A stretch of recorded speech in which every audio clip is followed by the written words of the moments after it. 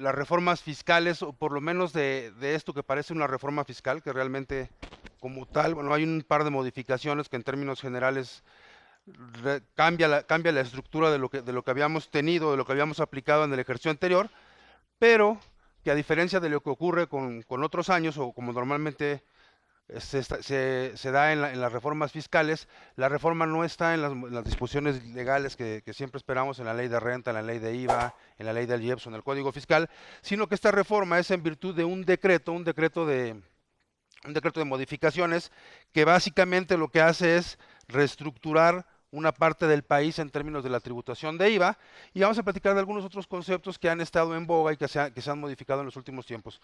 Sin embargo, bueno, pues yo me imagino que ustedes estando aquí tienen alguna expectativa particular, entonces parte de la charla del día de hoy tiene esa idea, que ustedes resuelvan las dudas o los conceptos que habrán escuchado en muchos lados, porque además una cuestión importante es que hay muchas modificaciones que se propusieron, pero que al final del día no se aprobaron y que entonces pues, no van a perjudicar, pero pudieran hacerlo en el siguiente periodo ordinario de sesiones. Entonces les voy a pedir muy brevemente que si me hacen una presentación de la expectativa que tienen ustedes, se presentan ustedes muy brevemente y en función de ello comenzamos, por favor. Alicia. ¿Estás?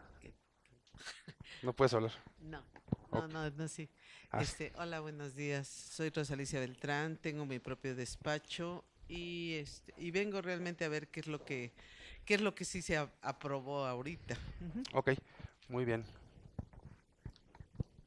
Buenos días, mi nombre es Miguel Ángel Estrada, también tengo despacho y pues exactamente por ahí andan en en el colegio, en Run Run y todo eso, pues diversas situaciones, esperemos que nos las ¿Alguno aclares. en particular que te...? Pues en general son bastantes, ¿ves? Sí, Pero sobre todo estaba viendo lo de el descuento del 50% del IVA en en la frontera en la norte. frontera Ok. norte, el impuesto de la renta, pero los requisitos que están pidiendo y en verdad dice uno, chin, Ujú. ya no entro ahí, ¿verdad? Ok, muy bien. Buen día, Erika García. Venimos de una agencia aduanal. Ujú. Pues lo mismo, ¿no? Ver qué es lo que se aprobó para este año. Igual el tema del IVA en frontera, porque sí nos pega un poquito. Ajá. En tema de todo lo electrónico que se viene, también ver qué es lo que va a pasar. No sé, el ISR. Y bueno, si tienes algo con importaciones, también nos sería de mucha ayuda. Ok, muy bien. Igual somos compañeros en la misma expectativa. Ok, gracias. Gracias, vengo de despacho, soy Roberto. Respecto a lo del seguro social y las sumas, ¿cómo nos van a afectar este año? Ok, Adriana Sánchez, independiente. Yo también traigo muchas dudas de lo del IVA de la zona fronteriza y también donataria si hubo algún cambio. ok, muy bien. Buenos días, Marco Fernández, despacho. Venimos con la idea de actualizar el conocimiento, sobre todo con los IVAs y el manejo de las sumas. Ok, Gracias. Buenos días, mi nombre es Iván Gamboa, de igual manera vengo de despacho y igual el tema de IVA es muy interesante. ok, muy bien. Buenos días, Rafael Nieto. También vengo de forma independiente. Pues también el tema del IVA y y también de un poco de donatarias que también nos interesa. Ok, muy bien. Yo soy Tenoch Tor de Paepsa, yo vengo más que nada, soy propietario de una empresa que se dedica a servicios de comunicaciones y creo que ahí por ahí viene un impuesto a este tipo de servicios. Ok, Mi nombre es Verónica Flores, también represento a PAEPSA y igual con la cuestión del ICR, la de las retenciones para las empresas de servicio. Igual me gustaría saber si vamos a continuar con la contabilidad electrónica o va a haber algunos cambios. ok, Pues eso es lo que nos trae aquí. muy bien. Buenos días, soy Olivia Tafoya, independiente también. Y bueno, ya algunas de mis inquietudes ya las expresaron. Muy bien. Buenos días, mi nombre es Ana Lilia Rivera Y bueno, me parece ser que lo vamos a tener un poquito tranquila, no lo sé, porque realmente no hay cambios realmente en el fondo, pero sí, o sea, coincido con algunos colegas de que qué va a pasar con toda la parte digital, o sea, nos van a seguir poniendo más requisitos en lo cuestión del CFDI, de la contabilidad electrónica, ya que realmente reformas fiscales como tal, pues parece ser que no hay, ¿verdad? Ok. Buenos días, mi nombre es Sandra Cuevas, vengo de despacho. Pues si bien ya lo comentaron, no hay reformas fiscales en normatividad como tal, pero sí estar enterada de estos estímulos que muchos de nuestros clientes se van a querer beneficiar de ellos, entonces tener todas las herramientas necesarias para poder asesorarlos de manera adecuada. Ok. Buenos días, soy Roberto Isaac, vengo del despacho y más que nada pues vengo a mera actualización, a saber cómo se va a empezar a manejar con estas nuevas actualizaciones, reformas, más que nada a estar actualizado. Ok, muy bien. ¿Qué tal? Buen día, Juan Carlos Salvador. Vengo de recuperador de cartera hipotecaria y en general pues ver la regulación que va a haber en franja fronteriza. Ok, muy bien. Buenos días, soy Guadalupe Valenzuela, de un despacho contable y considero pues que la actualización es importante, ¿no?, para todos nosotros, independientemente de que algunas dudas con el IVA igual, como dicen los compañeros, en la frontera y algo de donatarias. Ok, muy bien. Buen día, mi nombre es Angélica Hernández, yo soy encargada de un grupo de empresas y bueno, más que nada la actualización y también sobre donatarias. Ok. Sí, buenos días, mi nombre es Jorge González y vengo de un despacho y vengo a ver las expectativas en el aspecto de todo lo que es lo electrónico. Ok. Buenos días, soy Ernesto Rosas, también soy independiente y vengo a ver finalmente que quedó aprobado y a ver si hubo algún cambio importante en personas físicas. Ok, bien, pues vamos a comenzar.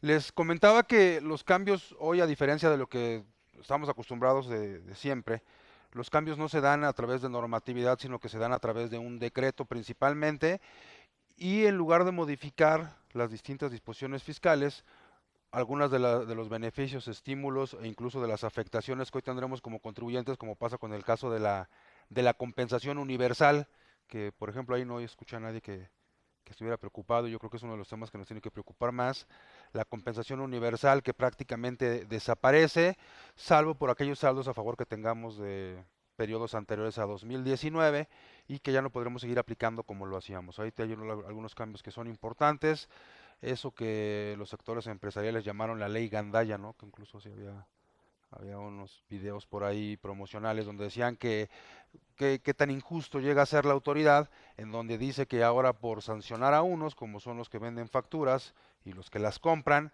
afecta a toda la población, porque si la autoridad me debe dinero y yo le debo dinero a ella, lo más común y lo más cordial, además de lo más justo, era que los dos hiciéramos una compensación entre los saldos a favor y a cargo y que entonces quedáramos a mano y se acabara el problema. Sin embargo, ahora dice la autoridad que hay quien está simulando operaciones, y entonces para evitar que se estén simulando operaciones y se estén acreditando IVAs falsos, en lugar de detectar cuáles son esas operaciones, simple y sencillamente elimina la compensación, no la elimina en función de modificación al artículo 23 del Código Fiscal, ese artículo 23 del Código sigue igual, sino que la modificación viene a través de Ley de Ingresos en el artículo 25 en la fracción sexta, en donde dice que a partir de este año desaparece la compensación universal, salvo por aquellos saldos que ya existieran previamente a favor de los contribuyentes. Entonces, bueno, vamos a platicar de ese tema en particular, que por ejemplo, no los escuchaba preocupados, entonces a lo mejor no les preocupa, ¿no?, generar saldos a favor y después recuperar. El tema sí es uno de los importantes, es el de la frontera norte, los beneficios o los estímulos fiscales que se dan para la frontera norte, que tienen ciertas características, pero que además, les decía, se expide a través de un decreto presidencial del 31 de diciembre del año pasado, sobre todo en respuesta a esas modificaciones que se hicieron y que parecieran ser un logro del gobierno y que la realidad es que no lo son. El tema del aumento del salario mínimo en la frontera, ¿cuánto fue el salario mínimo en la frontera? 170 76 pesos, una diferencia bien importante respecto del salario mínimo de las demás partes del país, que sin embargo no es un logro del Ejecutivo ni es mucha bondad del Ejecutivo. Lo que ocurre es que en función de la aprobación del nuevo tratado de libre comercio con Estados Unidos, el TMEC, que le llaman México, Estados Unidos, Canadá, bueno, pues se pactó que para que por lo menos en apariencia compitiéramos en igualdad de circunstancias con nuestros vecinos del norte, en esa región se aumentará el salario.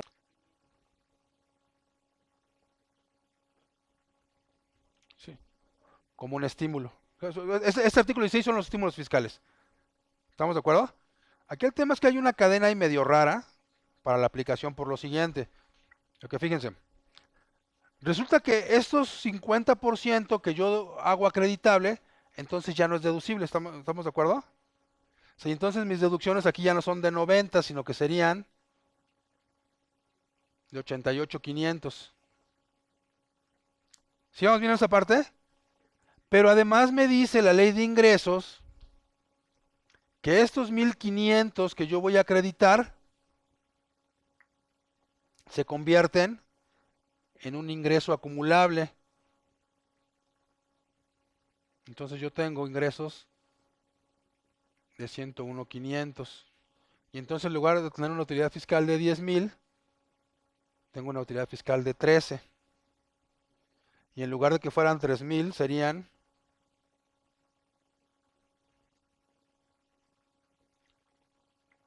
3 por 3, 9. 3,090, ¿no? No, 3,900, ¿no? 3,900.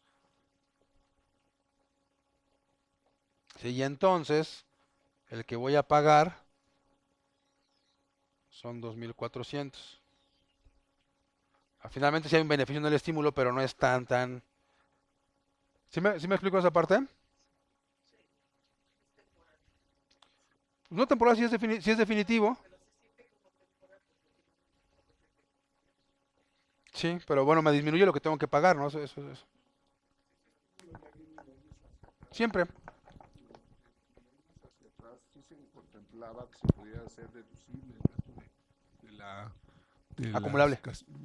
No, o sea, deducible. O sea, ahí estabas comentando que el gasto que teníamos como casetas ya no se puede hacer deducible al hacer el acreditamiento del La parte que acredita, lo que pasa es que le estaría dando un doble beneficio. O sea, ahí el tema es que estaría dando un doble beneficio porque lo deduces y lo acreditas. El mismo concepto. En el estímulo fiscal contempla que es un gasto realizado. Ajá. O sea, la parte que no vas a acreditar. Okay. O lo deduces o lo acreditas. Y por otra parte también la autoridad pedía un listado de todas las unidades que tenía uno para el servicio de carga, presentar un listado a principio de año en la oficina del SAT. Así es, siguen siendo reglas siguen siendo reglas de resolución miscelánea que hay que cumplir para aplicar el beneficio. Okay. Así es.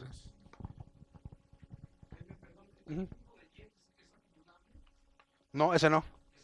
Ese no. Aquí el tema es que una cantidad que es deducible te la está convirtiendo en un concepto acreditable. O sea, ahí sí hay un cambio de rumbo. En el caso del IEPS, estás hablando de un saldo a favor que tienes de IEPS que te permite de cierta forma compensar contra el impuesto sobre la renta. Que normalmente tendrías que aplicar contra el mismo IEPS, ¿no? Dice que si podemos confirmar el criterio de vigencia de un saldo a favor de IVA, si también es de 5 años o no caduca. Es que, bueno, finalmente es un saldo a favor, ¿no? Y los saldos a favor prescriben. Lo que caducan en todo caso son las facultades de comprobación de la autoridad, pero sí el saldo a favor, aunque hay quien tiene el criterio de que un saldo a favor de IVA y por la naturaleza pudiera no prescribir, yo en mi consideración prescribe al término de los 5 años, ¿no? Se extingue la posibilidad de recuperar ese saldo a favor. ¿Okay? Dice, si tú te dedicas a las minas y tienes ingresos de menos de 150 millones de pesos, existe la posibilidad de que un derecho que pagas por la extracción y explotación de la mina lo puedas compensar contra impuesto sobre la renta, lo cual sí es acreditar en todo caso, contra impuesto sobre la renta, lo cual sí es un concepto sui generis, porque estamos hablando de derechos, que es una contribución finalmente, pero aplicarla contra otra contribución. Ahí estamos hablando de impuesto contra derecho y sería una situación sui generis. ¿Ok? Esta otra es la que tradicionalmente tenemos en los pagos provisionales de impuesto de la renta por efecto del pago del reparto de utilidades. ¿Cuál es la naturaleza del reparto de utilidades? ¿Cómo se considera para la persona moral que paga el reparto de utilidades? ¿Mandé? No sé si es una obligación, pero en términos fiscales, ¿qué naturaleza tiene el concepto? Es un concepto no deducible, la PTU, ¿están de acuerdo? O sea, yo calculo el reparto de utilidades de un año, lo distribuyo en los 3 meses siguientes a la presentación de la declaración del ejercicio, sea yo persona física o persona moral. Si soy persona moral sería hasta el 30 de mayo. Entonces yo pago el reparto de utilidades que corresponde al ejercicio anterior. Ese reparto de utilidades que yo hago, en términos del artículo 28 de la Ley del Impuesto de la Renta, en la fracción 26, dice que es un concepto no deducible. Dice el 28, para los efectos de este título no serán deducibles. Fracción 26, el reparto de utilidades que se le haga a los trabajadores, obligacionistas o a quien sea. Cuando tú repartas utilidades a quien le repartas, ese concepto es no deducible. ¿Estamos de acuerdo? ¿Está ahí? Sin embargo, dice el artículo 9 de la Ley de Renta, que a efecto de determinar la base para el pago del impuesto, ¿cómo se determina la base? ¿Cómo se llama la base del impuesto sobre la renta? Se llama resultado fiscal. ¿Cómo llegamos al resultado fiscal? Dice ingresos acumulables menos deducciones autorizadas y luego menos la PTU pagada en términos del artículo 123. ¿Cómo se llama esto? No, todavía no. Este es el 9, fracción primera. Esto se llama utilidad fiscal o en su defecto pérdida fiscal. ¿Estamos de acuerdo? Y la fracción segunda dice, pero réstale las pérdidas fiscales de ejercicios anteriores y entonces sí se llama resultado fiscal. Entonces ahí hay una especie de controversia que podríamos tener, porque me dice por un lado el 28, fracción 26, que el reparto de utilidades no es deducible. Pero me dice el artículo 9, pero réstalo aquí. Entonces no lo deduzcas, pero sí disminúyelo. ¿Estamos de acuerdo? Es un efecto para que, en términos de este mismo artículo 9, cuando yo calcule el reparto de utilidades, no le reste la PTU a la misma base de PTU. Pero el efecto es equivalente a que estuviera siendo deducible. ¿Cuándo lo voy a hacer deducible? En el ejercicio en que lo pago, ¿estamos de acuerdo? En el anual o en los provisionales, pues en términos de lo que dice el artículo 9, porque no lo cita el 14, la disminución sería únicamente para efecto de la determinación del ejercicio. Eso alguna vez se publicó a través de un decreto, hace ya varios años, se está publicando en la Ley de Ingresos, en este mismo artículo 16, que cuando yo reparto utilidades, ¿cuándo reparto utilidades? Decíamos, si soy persona moral, en mayo, ¿no? Entonces vamos a hablar de mayo. Cuando yo reparta utilidades en mayo, voy a poder disminuir las utilidades pagadas en mis pagos provisionales. Entonces, este es el beneficio que me da, que el reparto de utilidades o el pago de utilidades que se hace en mayo, lo puedo yo aplicar en el resto de... ¿Cuántos pagos provisionales me faltan todavía? Me faltan todavía 8, considerando mayo también, ¿no? ¿Estamos de acuerdo? Porque yo pago en mayo, pero ese pago provisional lo hago hasta el 17 de junio. Entonces, ¿cuánto pagaste de utilidades? Bueno, pues yo pagué de utilidades, vamos a suponer para que nos quede exacto, yo pagué de utilidades 160,000 pesos, aplicando otro tipo de beneficios o estímulos en cualquier parte del país, y las empresas productivas del Estado, como son Pemex o como es Comisión Federal de Electricidad. O sea, todos estos no caben en el concepto.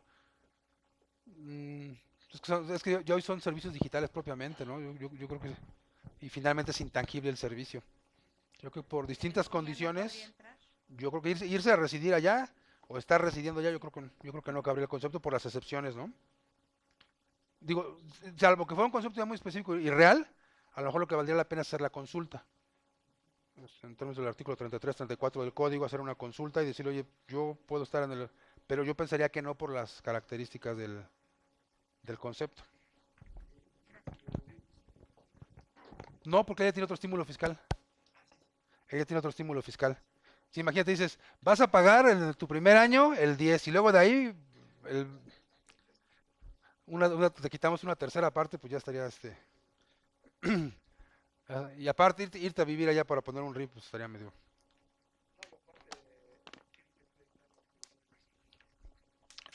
Que también podrías nacer allá, que es otro concepto. Dice, a ver, ¿cuáles son los requisitos? Porque además esa parte a mí no me parece lógica, porque normalmente cuando generas un estímulo fiscal, lo generas con la idea de incentivar la actividad económica de determinada región. Entonces pones el estímulo fiscal, dices, pero nada más para los que ya estaban. Entonces no permites que otros se acerquen a generar riqueza, aparentemente y en primera instancia, porque te dicen, mira, el primer requisito es que tengas aquí 18 meses, año y medio. Sin embargo, si naces allá, o si te constituyes allá, entonces también tendrías derecho a los beneficios, a pesar de que incumplas con este concepto, siempre y cuando demuestres, acuérdense que el combate es contra los famosos CEFOS, siempre y cuando acredites que tienes activos o que vas a generar activos nuevos en esa región y que cuentas con los recursos o con la infraestructura para hacer las operaciones que dices que vas a realizar.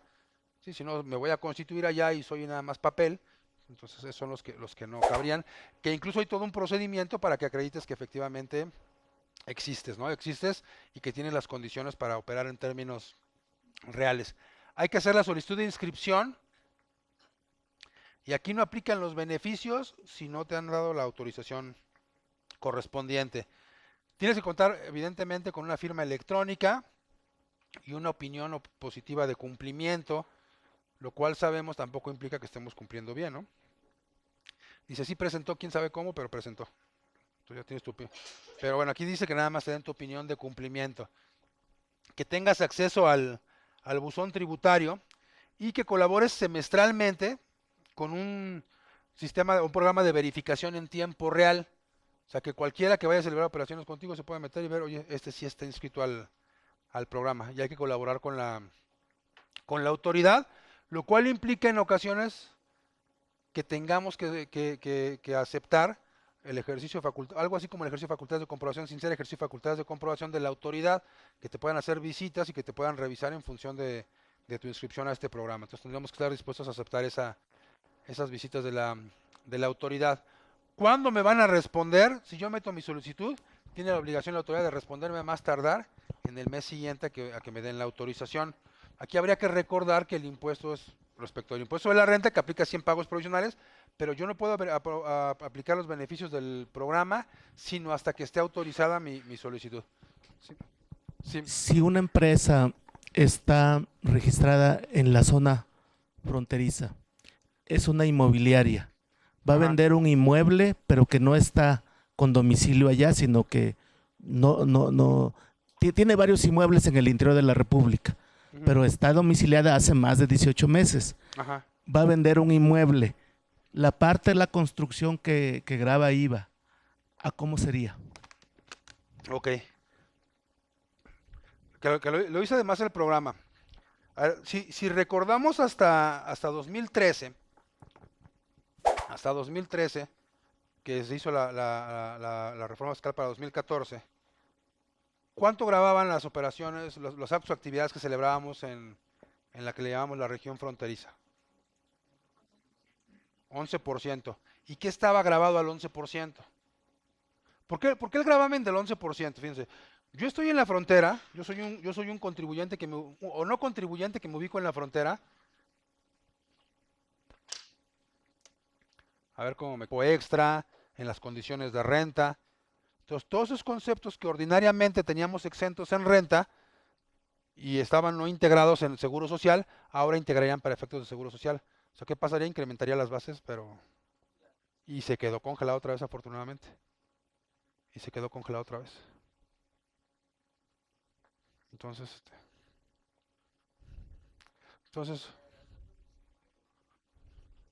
sociales para ya no tomar. bueno, había una propuesta de derogación del artículo 28, fracción 30. O sea, recordarán ustedes que desde 2014, que se agregó esa fracción 30, nos dice que cuando le paguemos un concepto exento a un trabajador, ese concepto será no deducible en la proporción que resulte de multiplicar esa cantidad por 0.53. Y había una reforma que, por cierto, metió un diputado hoy. En la anterior legislatura, antes del 1 de septiembre, él era senador, se llama Isaías González. Entonces, el señor Isaías González se hizo famoso porque esa reforma que platicamos hace rato, la reforma laboral, le iban a meter en diciembre, iba a entrar mucho antes, en diciembre del año antepasado, en diciembre de 2017. Entonces él hablaba de la reforma laboral, de la creación del órgano de conciliación que les mencionaba, de la desaparición de las juntas y de los nuevos órganos juzgadores en materia laboral.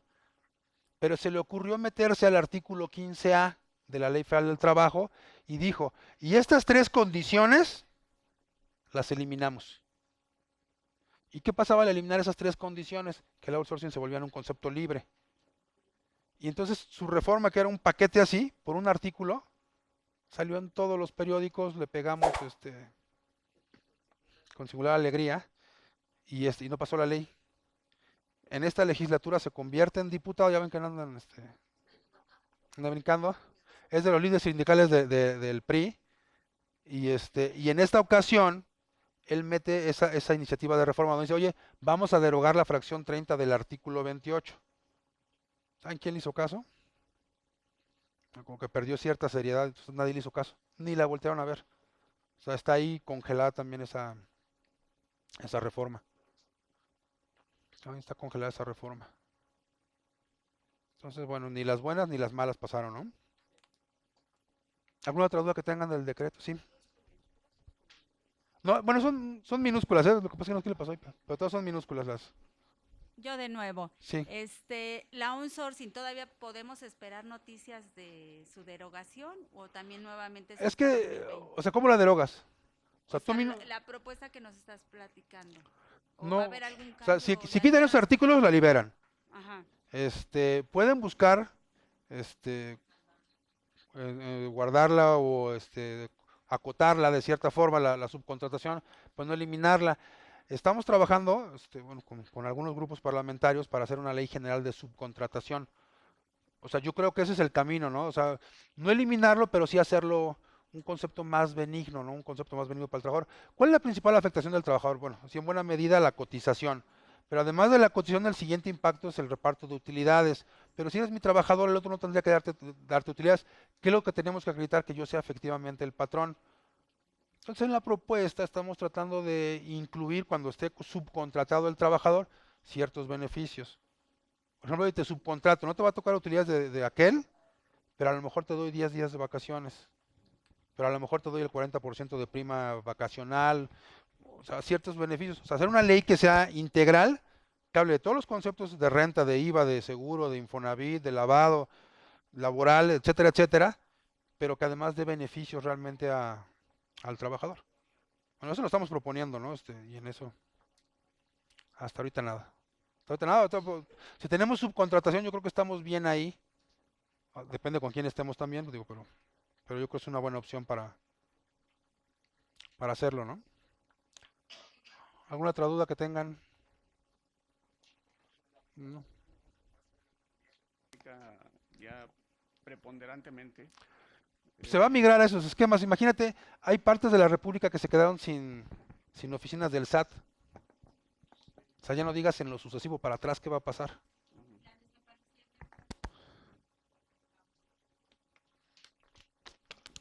Pues es eso, ¿no? Así como que yo pudiera decir, oye, no va a desaparecer. Pues ya ven que todos los días pasan cosas raras aquí en este país. Pero es que no habría forma, ¿no? Porque finalmente, así tiene que ser, el SAT es el órgano recaudador del Estado. Y el órgano recaudador del Estado tiene que estar en la Secretaría de Hacienda, que es la que obtiene los recursos, los administra y los aplica. O sea, el SAT tiene que estar ahí. Y los rumores han sido en el sentido de que, como ahora con esta ley de confianza ciudadana, van a creer nosotros, que ya vimos que no creen en nadie, se iba a pasar el SAT a la Secretaría de Economía. Y que entonces en lugar de fiscalización, iba a haber amistosas composiciones para que, o sea, te juro que sí te debo y te juro que sí te pago, ¿no? A la palabra. pero yo lo veo muy difícil, o sea, lo vimos digo, aparte por eso es interesante.